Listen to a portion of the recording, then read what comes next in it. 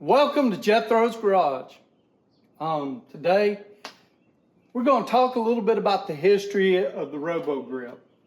So y'all stay tuned, come back, and we'll look over these things. If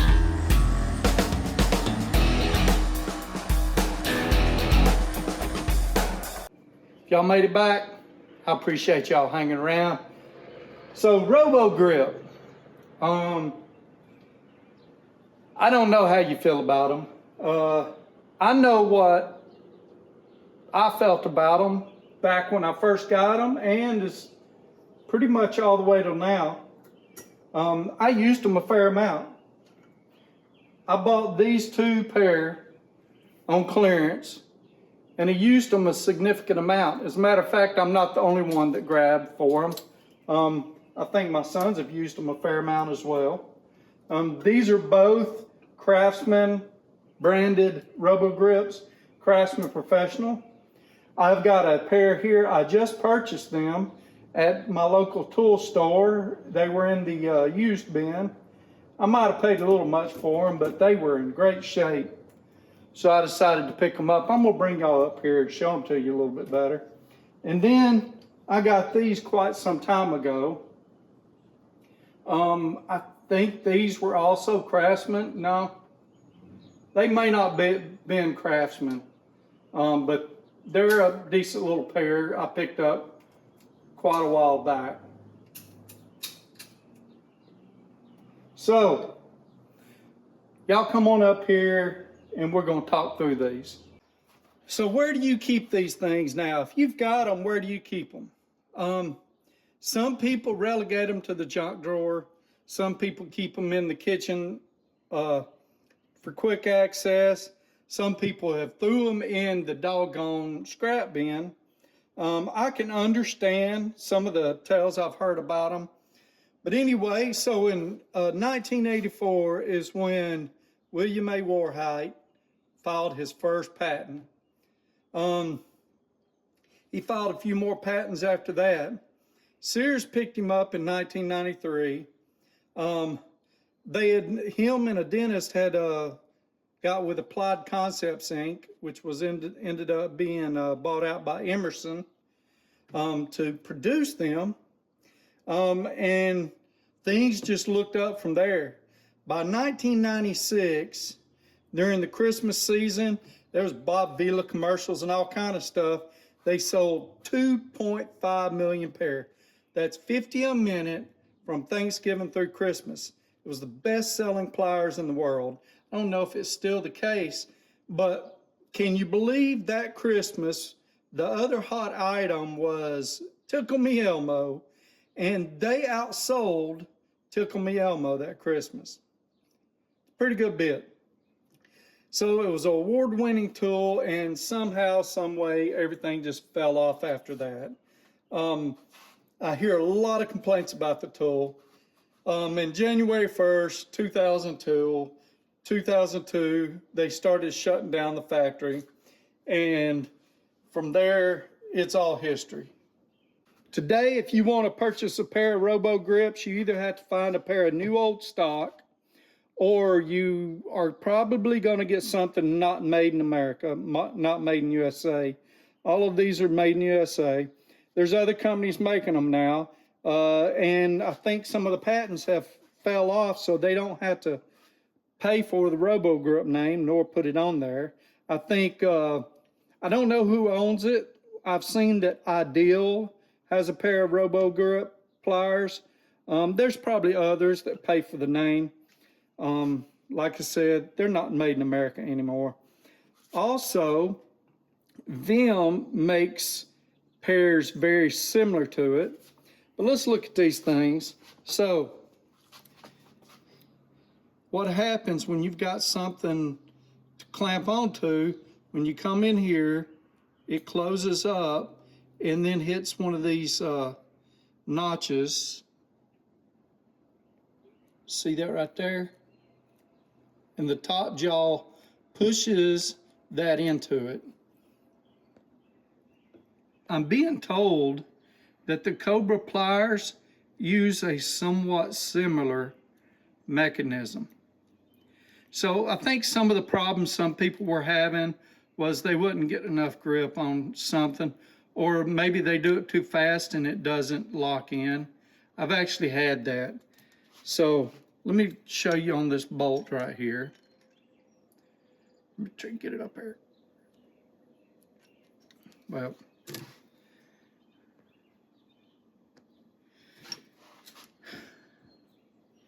let me push this to the other side. Okay, now I'm going to go in here and grab it. See how it does, see how it goes in and locks in. Now, if I want to grab it sooner, I got to be a little bit faster. I think it dropped down a notch, but I didn't have as much grip on it. Okay, let's look at this pair a little bit.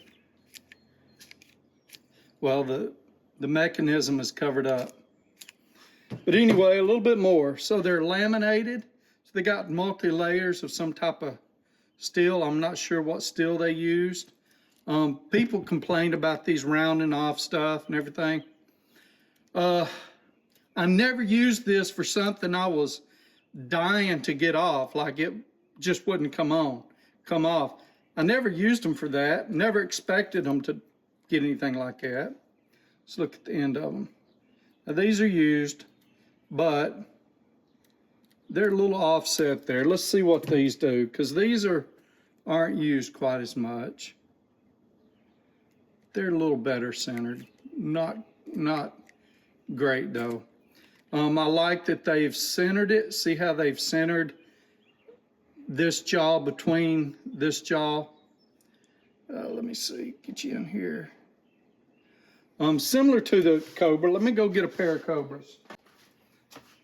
See on these Cobras how the bottom jaw, the top jaw runs in between the bottom jaw. So that's, you know, it's a little bit different than how normal pliers work it. Now with this one, notice it's sort of opposite. The teeth are on the outside portion, and this one's on the inside portion. So I think this is the better design. Maybe makes it a little bit stronger when it comes to grabbing a hold of everything, but I imagine it would have been harder to figure that whole thing out also. We'll take you over here and we're going to use these a little bit. So the whole point of these was always one-handed operation. So I could come up here, I could grab a hold of whatever, and didn't have to fool with getting everything adjusted and everything. And see, it's not too bad.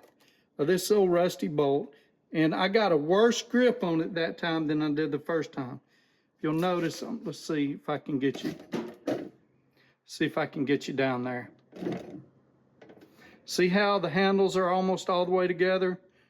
I do not have a good grip on this, and I could easily make that slip because somehow when I was tightening down on it, the teeth right in here didn't lock in early enough.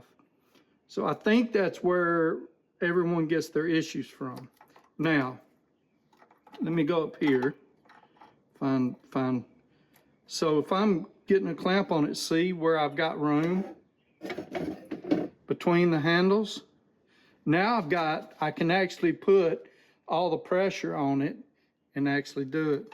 But if I let it slip and go all the way down, see how that is? See how that is? So I don't have as good of a grip on it here as I did right there. So that's one complaint a lot of people had.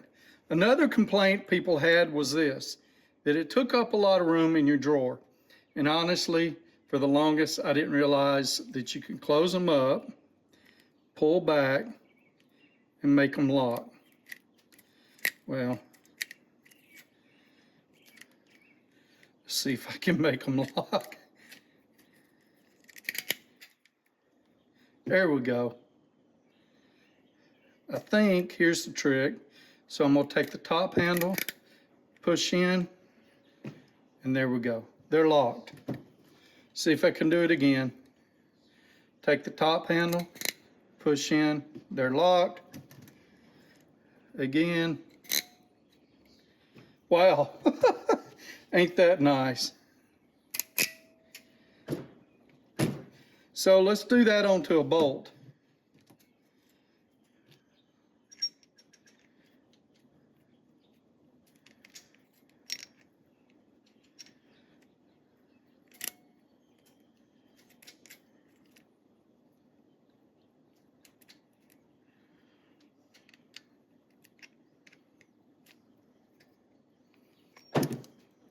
Yeah, I can't make it do it on a bolt. Another thing, this, perfect size for these. These, like, I love them. They work wonders. I wouldn't throw them away. I wouldn't put them in a scrap bin. I really like them. These are huge. I would never use them. They're just too big for what you're trying to do. Now, maybe for some real light stuff like axle nuts that should be loose, kind of loose anyway. I'm not talking about the ones that are torqued down to X hundred foot-pounds. I'm talking about the ones that you put on and you back off. You know, you tighten on and then you back them off a little bit and, you know, everything like that. Those work pretty easy, especially if these are, you know, real quick to have around. I wouldn't use them for anything that I was expecting to put all this leverage on because I don't see them working all that well. Robo Grip. Is it a good tool to have around? I think so. I haven't used mine a lot lately because, well, I've got a lot of things to choose from. Admittedly, when the Cobras come out, I mean, they pretty much stole the show. And I use them more than anything else. They're my go-to, and sometimes they shouldn't be. Not saying that they're not the best for what they are, but sometimes there's a better tool for the job. But the Cobras end up in my hand a lot more than anything else. These Robo Grips have been relegated to my pliers drawer, and they just don't get used a lot. And it's no one's fault except for mine, you know? I used to use them all the time. I used to grab them and go.